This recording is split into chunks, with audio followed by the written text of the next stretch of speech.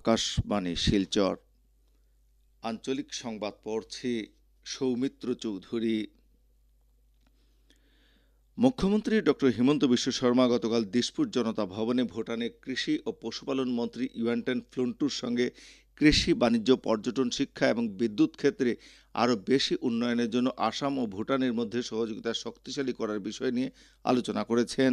মুখ্যমন্ত্রী একই সঙ্গে বিশ্বব্যাংকে ভারতের সঞ্চালক ডক্টর অগাস্ট তানু কৌয়ামের সঙ্গেও বৈঠকে মিলিত হন।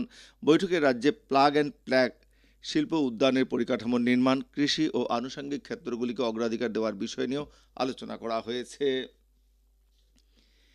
দেশের মধ্যবিত্ত, দুস্থ এবং উদ্যমী শ্রেণীর আশা আকাঙ্ক্ষা পূরণের জন্য কিছু মৌলিক বিষয়ে আরও কাজ করার প্রয়োজন রয়েছে। গতকাল নতুন দিল্লিতে আয়োজিত এক সাংবাদিক সম্মেলনে কেন্দ্রীয় অর্থমন্ত্রী নির্মলা সীতারমণ বলেন যে আন্তর্জাতিক প্রেক্ষাপটে দেখা দেওয়া বিভিন্ন প্রত্যাহ্বান মোকাবিলা করতে ভারত বিকাশের পথে অগ্রসর হচ্ছে এবং নতুন আন্তর্জাতিক ব্যবস্থায় বাণিজ্য ও প্রযুক্তি গুরুত্বপূর্ণ ভূমিকা পালন করবে বলে শ্রীমতী সীতারমণ আশা প্রকাশ করেন। অসম রাজ্য গ্রামীণ জীবিকা মিশনের হাইলাকান্দি জেলা শাখার লালা উন্নয়ন খণ্ডের অধীন আত্মসহায়ক গোষ্ঠীর মহিলারা সোয়া পনির উৎপাদন ইউনিট গড়ে তুলেছেন। এই ইউনিটের প্রতিদিন প্রায় 100 কিলোগ্রাম সোয়া পনির উৎপাদন করার ক্ষমতা রয়েছে।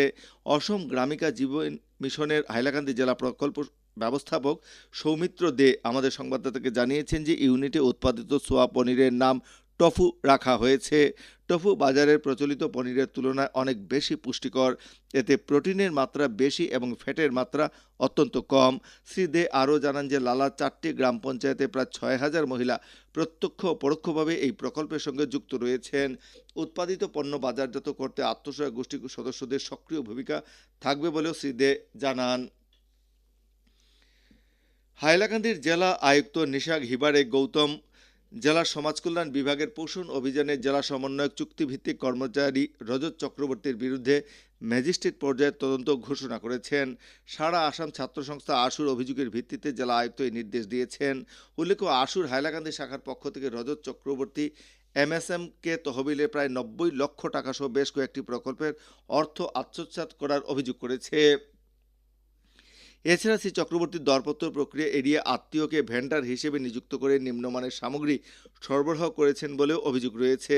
জেলা আয়ুক্ত শ্রী হিবারে এই দুর্নীতির ম্যাজিস্ট্রেট পর্যায়ে তদন্ত করতে অতিরিক্ত আয়ুক্ত লাইন হলু খেন থেকে দায়িত্ব দিয়েছেন এবং দ্রুত তদন্ত প্রক্রিয়া শেষ করে প্রতিবেদন জমা দেওয়ার নির্দেশ দিয়েছেন। শ্রীভূমি জেলা আয়ুক্তের কার্যালয়ের সার্টিফিকেট ব্রাঞ্চের পক্ষ থেকে এক বিজ্ঞপ্তিতে জেলার অনলাইন পোর্টালে তপশিলি জাতি, তপশিলি উপজাতি, আর্থিক দিক থেকে অনগ্রসর শ্রেণীর লোকেদের জাতিগত শংসাপত্রের জন্য আবেদন করার সময় সঠিক নথিপত্র জমা দিতে আহ্বান জানানো হয়েছে। বিজ্ঞপ্তিতে বলা হয়েছে যে সঠিক নথিপত্র জমা না দেওয়ার জন্য জাতিগত শংসাপত্র ফেরত যাওয়ার সংখ্যা প্রতিদিন বৃদ্ধি পাচ্ছে। এছাড়া পরিচয় প্রমাণপত্র হিসেবে প্যান কার্ড, আধার কার্ড, ভোটার পরিচয়পত্র, শিক্ষাগত যোগ্যতা, শিশুদের জন্মের প্রমাণপত্র আপলোড করতে বলা হয়েছে। বিশদ বিবরণ জেলা আয়ুক্তের কার্যালয়ের সার্টিফিকেট ব্রাঞ্চে পাওয়া যাচ্ছে।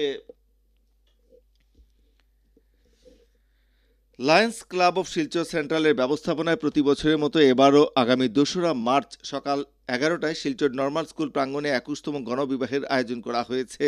এতে কাছাড় জেলার বিশেষ করে চা বাগান এলাকার আর্থিক দিক থেকে পিছিয়ে পড়া যুবক যুবতীদের বিয়ের আয়োজন করা হবে। হাইলাকান্দি জেলা কৃষি বিভাগের সহকারী কার্যবাহী বাস্তুকার এক বিজ্ঞপ্তিতে জানিয়েছেন যে জেলার জনজাতি কৃষকদের জন্য গ্রাম উৎকর্ষ অভিযান প্রকল্পের 90% রেহাই মূল্যে পাওয়ার ট্রিলার, পাওয়ার প্যাডি থ্রেশার ও পাওয়ার উইডার বিতরণ করা হবে। বিজ্ঞপ্তিতে জানানো হয়েছে যে জেলার জনজাতি ইচ্ছুক কৃষকদের আগামী 3রা মার্চের মধ্যে আবেদন করতে হবে। হাইলাকান্দির অতিরিক্ত জেলা আয়ুক্ত এক বিজ্ঞপ্তিতে শিরিষপুর ফায়ারিং রেঞ্জ গুলি চালানোর মহড়ার জন্য আগামী 2রা মার্চ পর্যন্ত ফায়ারিং রেঞ্জের 500 মিটার ব্যাসার্ধের মধ্যে গবাদি পশু নিয়ে জনসাধারণের চলাচলের উপর নিষেধাজ্ঞা জারি করেছেন। বিজ্ঞপ্তিতে বলা হয়েছে যে কাছাড় জেলার কাশীপুরের CRPF বাহিনীর জওয়ানদের গুলি চালানোর মহড়ার জন্য এই নিষেধাজ্ঞা জারি করা হয়েছে। এই নির্দেশ প্রতিদিন সকাল 6টা থেকে সন্ধ্যা 6টা পর্যন্ত বলবৎ থাকবে বলে জানানো হয়েছে।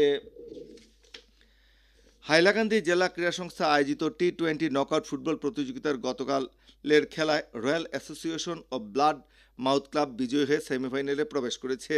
নেতাজি সুভাষচন্দ্র বসু স্টেডিয়ামের মাঠে আয়োজিত দিনের প্রথম খেলায় ব্যাট করে উইনসাম নির্ধারিত 20 ওভারে 9 উইকেট হারিয়ে 137 রান সংগ্রহ করে তাদের মহিদুল ইসলাম চৌধুরী সর্বাধিক 42 রান সংগ্রহ করেন।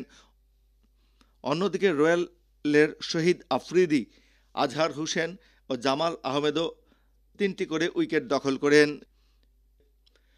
আকাশবাণী শিলচর কেন্দ্রের আঞ্চলিক সংবাদ এখন থেকে আমাদের ইউটিউব চ্যানেল এআইআর নিউজ শিলচরের মাধ্যমে শোনা যাচ্ছে। এছাড়া আমাদের Facebook page all India radio news Silchar এবং এক্স হ্যান্ডেল @AIR_News_ শিলচরের মাধ্যমে এই সংবাদ শোনা যাচ্ছে। আঞ্চলিক সংবাদ এখনকার মতো শেষ হলো। পরবর্তী আঞ্চলিক সংবাদ রাত 7:45 মিনিটে।